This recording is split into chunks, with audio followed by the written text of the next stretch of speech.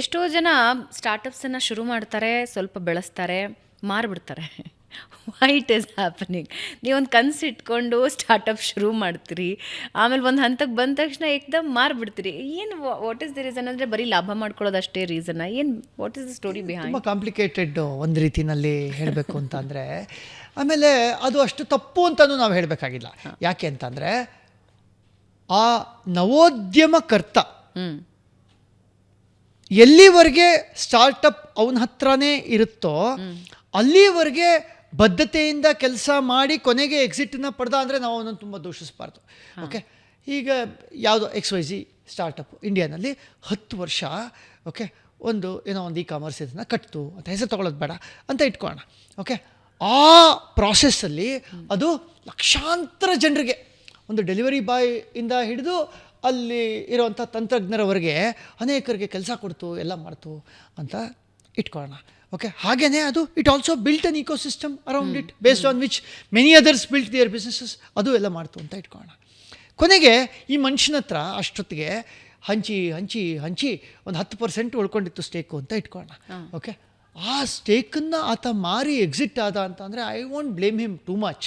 ಯಾಕೆ ಅಂತಂದರೆ ಆತ ಅಷ್ಟು ಪರಿಶ್ರಮ ಹಾಕಿ ಈ ಥರದ್ದೊಂದನ್ನು ಕಟ್ಟಿದ್ದಾನೆ, ಎಕ್ಸಿಟ್ ಆಗಿದ್ದಾನೆ.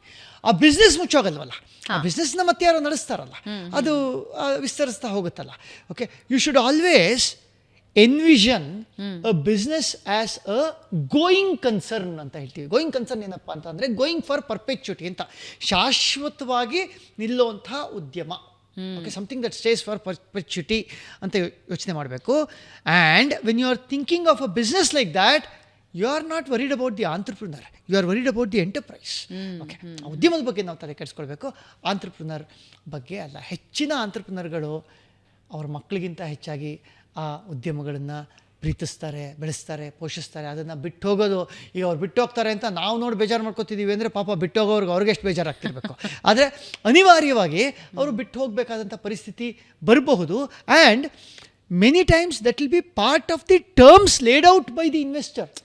ಇದನ್ನು ನೀನು ಇಲ್ಲಿವರೆಗೆ ನೀನು ಓಕೆ, ಅದಾದಮೇಲೆ ನಾನು I will bring in professionals, I will bring in whoever from the outside. ಈ ಕಾರಣಗಳಿಗೆ see many times the business being very close to the heart of the entrepreneur can even hurt the business.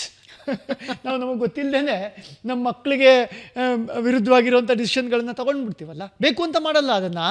ಆದರೆ ನಾವು ಎಷ್ಟು emotionally involve ಆಗಿರ್ತೀವಿ ಅಂತ ಅಂದರೆ we will not be able to see things clearly. ಹಲವೊಮ್ಮೆ ಆ ಕಾರಣಗಳಿಗೂ ಆಗುತ್ತೆ. Of course greed might also play a role, ಇಲ್ಲ ಅಂತ ಹೇಳ್ತಾ ಇಲ್ಲ, ಆದರೆ ನಾವು ಇದನ್ನು ಪಾಸಿಟಿವ್ ಆಗೇ ನೋಡಬೇಕಾಗಿದೆ ಅಂತ ಅನ್ಸುತ್ತೆ. ಒಟ್ಟಾರೆ ಇತ್ತೀಚಿನ ಹಿಂದಿನ ವರ್ಷದವರೆಗೆ ಅಥವಾ ಅದರ ಹಿಂದಿನ ವರ್ಷದವರೆಗೆ ಒಂದು ಸಂಸ್ಥೆ ಬಹಳ ಬಜ್ ಕ್ರಿಯೇಟ್ ಮಾಡಿತ್ತು, ಇಡೀ ದೇಶದಲ್ಲಿ ಫುಲ್ ಬಜ್ ಕ್ರಿಯೇಟ್ ಮಾಡಿತ್ತು, ತುಂಬ ಯಶಸ್ಸನ್ನು ಕೂಡ ಕಾಣ್ತಾ ಇತ್ತು. ಏಕದಮ್ ಕೆಳಗೆ ಬಿತ್ತು. ಯಾಕೆ? ಏನಾಗುತ್ತೆ? ಏನು ಸಮಸ್ಯೆ ಆಗುತ್ತೆ?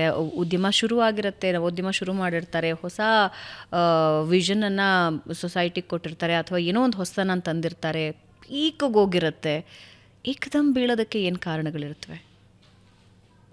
ಇವತ್ತಿನ ಸಾಮಾಜಿಕ ಮಾಧ್ಯಮಗಳ ಜಗತ್ತಿನಲ್ಲಿ ಏನೋ ಒಂದು ವರ್ಷ ಅವ್ರ ಮನಸ್ಸಿನಲ್ಲಿ ನಿಲ್ತು ಅನ್ನೋದೇ ಭಾಳ ದೊಡ್ಡ ವಿಷಯ ಅಂತ ಹೇಳ್ತೀನಿ ನಾನು.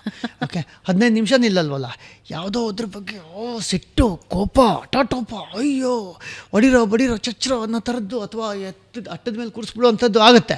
ಇನ್ನು 15 ನಿಮಿಷಕ್ಕೆ ಅದು ಬಿದ್ದೋಗಿರುತ್ತೆ, ಇನ್ನೊಂದೇನೋ ಬಂದಿರುತ್ತೆ. ಆ ತರಹದ ನಾನು ಹೇಳ್ತಾ ಇರ್ತೀನಿ, there is one disease that all of us suffer from. ಅದೇನಪ್ಪ ಅಂದರೆ ನೀವು ಎಲ್ಲರಿಗೂ ಈ ಕಾಯಿಲೆ ಇದೆ. ಅದೇನಪ್ಪ ಕಾಯಿಲೆ ಅಂದರೆ ADD, attention deficit disorder. Okay, so ಹಾಗಿರುವಂಥ ಪ್ರಪಂಚದಲ್ಲಿ okay, to continuously capture the imagination of people for a prolonged period is not easy at all. ಅದು ಆ ಥರ ಇನ್ಫ್ಯಾಕ್ಟು ಬೀಳದೇ ಇರೋದೇ ಅಚ್ಚರಿ ನನಗೆ. ಯಾವ್ದಾದ್ರು ಒಂದು ನಿಲ್ಲುತ್ತೆ ಅಂದರೆ ನಾನು ಆಶ್ಚರ್ಯ ಪಡ್ತೀನಿ ಹೊರತು, ಏನೋ ಒಂದು ಏರ್ತು ಕೆಳಗಡೆ ಬಿದ್ದೋಯ್ತು ಅಂತ ಅಂದರೆ ಅದಕ್ಕೆ ಹೆಚ್ಚು ಇದು ಮಾಡಬೇಕಾಗಿಲ್ಲ ಅಂತ ಅನಿಸುತ್ತೆ. Anything that does not deliver sustained value to the consumer, anything that does not capture the imagination of the consumer in such a way that the consumer feels that a part of him or her is lost without it, is bound to slowly fade away. ನಮ್ಮ needs wants, ಇದಕ್ಕೆ ಬೇರೆ ಬೇರೆ ಥಿಯರಿಗಳು ಹೇಳಬೇಕಾಗತ್ತೆ. ಯಾವುದು ನಮ್ಮ want ಆಗಿರುತ್ತೋ ಅದು ಬದಲಾಗ್ತಾ ಹೋಗ್ಬೋದಲ್ಲ. Okay, ಆ needs ಸ್ಪೇಸಲ್ಲಿ ರಿಪ್ಲೇಸ್ಮೆಂಟ್ಗಳೂ ಬರ್ತಾ ಹೋಗ್ಬೋದಲ್ಲ. ಆ ಕಾರಣಗಳಿಗೂ ಆಗುತ್ತೆ ಅಂತ ಅನಿಸುತ್ತೆ. ಸ್ಪೆಸಿಫಿಕ್ ಹೆಸರಿಟ್ಕೊಂಡು ಉದಾಹರಣೆ ಇಟ್ಕೊಂಡು ಮಾತಾಡೋದಾದರೆ ಇದಕ್ಕೆ ಇನ್ನೂ ಸಮಂಜಸವಾದ ಉತ್ತರನ ಕೊಡ್ಬೋದು. But at a broad level I think, I mean both individually as well as collectively we are ಅಲ್ಲ, the world is a fickle minded society, and things keep ಬದಲಾವಣೆಯೇ ಜಗದ ನಿಯಮ. ಸೊ